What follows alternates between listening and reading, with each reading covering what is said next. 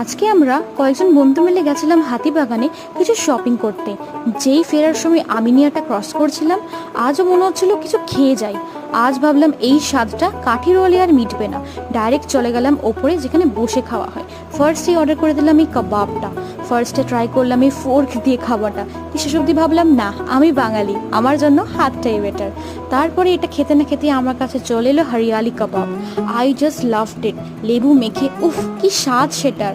তারপরে চলে এলো বাটার চিকেন আর নান। নানটা তোলা হয়নি, কয়েকজন বাটার চিকেন নান খেলো, আমি খেলাম মাটন বিরিয়ানি। উফ, সে মাটন বিরিয়ানি খাবো না আমি নিয়ে আসে, হতেই পারে না, আমার তো ভীষণ প্রিয়। তারপরে এলো এই কুলফিগুলো, খেতে দারুণ, আগে অবশ্য কখনো খাইনি। আর my most favourite mihidana with rabri. উফ, তোমরা যদি কোনোদিন এই সেটা ট্রাই না করে গেছো, দেন ইট ইয়োর লস, পরে আমায় বলো না কিন্তু। শেষ করলাম ফিরনি দিয়ে, কারণ এটা না খেলে তো এখানে আসাটাই বৃথা। Thanks for watching, do subscribe.